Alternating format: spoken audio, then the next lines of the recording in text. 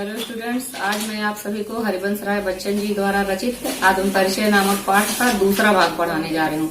कल मैं इसका पहला भाग पढ़ा चुकी हूँ। यह कविता बहुत लंबी थी, इसलिए मैं इसका आज दूसरा भाग पढ़ाने जा रही हूँ। यहाँ कवि कहते हैं, कर यत्न मिटे सब सत्य किसी ने जाना। यहाँ प्रश्न कर रहे हैं कवि। इस प्रश्नवाचक चिन्ह के साथ यहाँ प्रश्नालंकार है। कवि इस समाज से प्रश्न कर रहा है। यत्न मीन्स प्रयत्न। यहाँ के लोगों ने हर प्रकार का प्रयत्न कर लिया। लोग इस संसार में रहते हैं, परंतु क्या किसी ने सत्य को जाना? नादान वही है हाय जहाँ पर दाना। नादान मीन्स नासमझ, बेवकूफ, और दाना मीन्स समझदार और बुद्धिमान।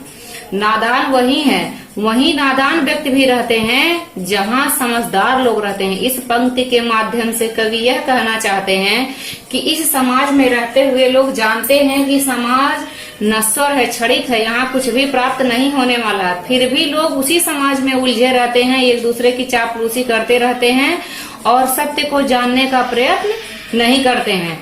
तो फिर आगे कवि इसी पर व्यंग करते हुए कहते हैं कि फिर मूढ़ न क्या जग जो इस पर भी सीखे। तो क्या ये संसार मूढ़ यानी मूर्ख नहीं है? प्रश्न कर रहे हैं कवि इस संसार से, जो इस पर भी सीखे, जो इस संसार की वास्तविकता को जानते हुए भी इस पर भी कोई कुछ भी सीखने का प्रयत्न नहीं करता है। तो क्या यह संसार मूर्ख नहीं है? आगे कवि अपने विषय में कह रहे हैं कि मैं सीख रहा हूँ सीखा ज्ञान बुलाना। और कवि कहते हैं कि मैं तो सीखा हुआ ज्ञान, यानी इस समाज में जो मैंने छल प्रपंच आदि ये सारी चीजें सीखी हैं, मैं इस सीखे हुए ज्ञान को भूलना चाहता हूँ, नया ज्ञान सीखना चाहता हूँ, जिससे कि समाज में एक नया प्रेम पूर्ण समाज का निर्माण हो सके। आगे कवि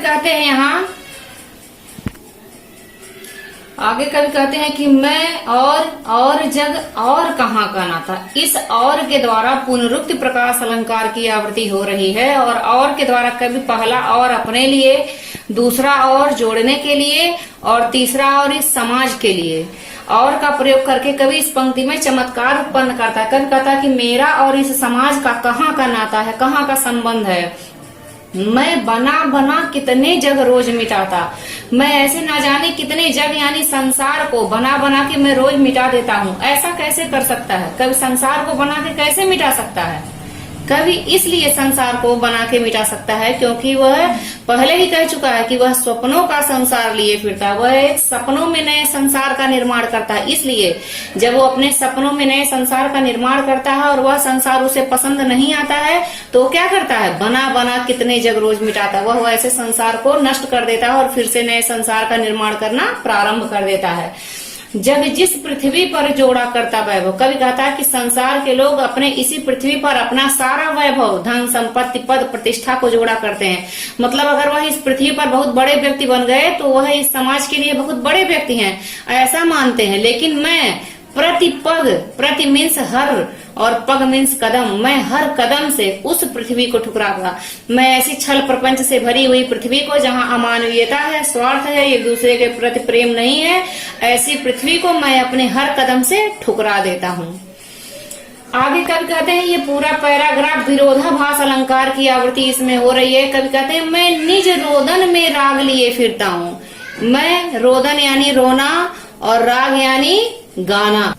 रोना और गाना एक दूसरे का विपरीतार्थक है, विलोम है, इसलिए यहाँ पर विरोधाभास अलंकार की आवृत्ति हो रही है। आगे कवि कहता है, मैं रिज रोदन में राग लिए फिरता हूँ, शीतलवाड़ी में आग लिए फिरता हूँ।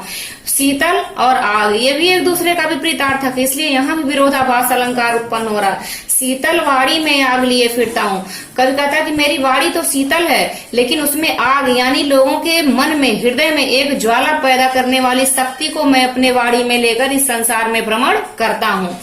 हो जिस पर भूपों के प्रसाद ने छावर। कब यहाँ प्रेम के बारे में बताना चाह रहा है, प्रेम की महत्ता, प्रेम के विषय में बताना चाह रहा है, क्योंकि वह भी अपने हृदय में किसी के प्रेम को लेकर इस समाज में भ्रमण कर रहा है।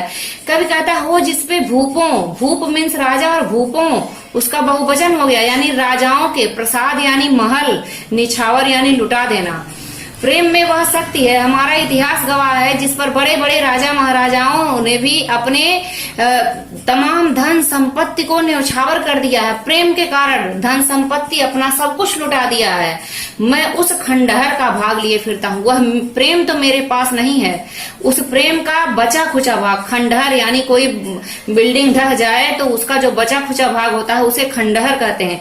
उसी प्रकार कवि कहता है कि मैं उस प्रेम रूपी महल का खंडहर जो है, जो प्रेम रूपी बचा खुचा भाग है, मैं उसी को अपने हृदय में लेकर इस संसार में भ्रमण कर रहा हूँ।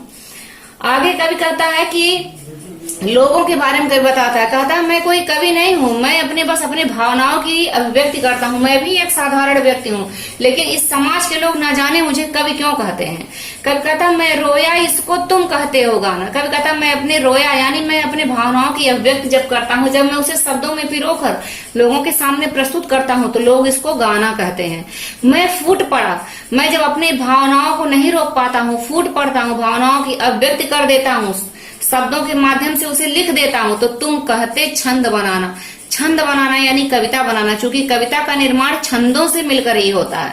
तो कवि कहता है कि तुम कहते छंद बनाना, क्यों कवि कहकर संसार मुझे अपनाए। कवि कहता है कि ये संसार मुझे कवि कहकर क्यों अपनाता है, क्योंकि मैं कवि नहीं हूँ, मैं दुनिया का हूँ एक नया दीवाना। मैं इस दुनिया का एक नया दीवाना हूँ। दीवाना का अर्थ होता है अपनी मस्ती में लीन रहने वाला, जिसको उसके आसपास क्या हो रहा है, उसको कौन क्या कह रहा है, इस बात से जिसको कोई फर्क ना पड़े, वो व्यक्ति होता है दीवाना। तो कवि कह रहा मैं हूँ दुनिया का एक नया दीवाना। मैं दुनिया का नया दीवाना हूँ, जो मैं दुनिया को एक नए मार्ग पर, प्रेम के मार्ग पर ले जाना चाहता हूँ। मैं कोई कवि नहीं हूँ, ये संसार मुझे कवि कहकर क्यों अपनाता है। आगे कवि कहता है कि मैं दीवानों का वेश लिए फिरता हूँ। मैं दीवानों का वेश लेकर फिरता हूँ। मैं मादकता निःशेष लिए फिरता हूँ। निःशेष यानी बचा खुचा भाग, मादकता यानी नशा, प्रेम का नशा, निःशेष लिए फिरता हूँ। जिसको सुनकर जग झूमे झुके लहराए, मैं मस्ती का संदेश लिए फिरता हूँ। कवि कह रहा है कि इस संसार में मैं लोगों के लिए ऐसे संदेश को लेकर घूम रहा हूँ जिसको सुनकर ये संसार में खुशी का लहर दौड़ जाए, पूरा संसार प्रसन्न हो जाए, झूम उठे, लहरा उठे। मैं मस्ती का, मैं इस प्रकार एक मस्ती का एक अच्छा संदेश लेकर इस संसार में मैं भ्रमण कर रहा हूँ। और मेरे जीवन में जो भी प्रेम का जो बचा खुचा भाग है, उस बचे खुचे भाग को मैंने अपने जीवन में, अपने हृदय में बचा के रखा है, और उसे लेकर ही मैं इस पूरे संसार में भ्रमण कर रहा हूँ। अपने जीवन रूपी बोझ को भी मैं इस संसार में ढो रहा हूँ। इसी के साथ यह कविता समाप्त होती है। धन्यवाद।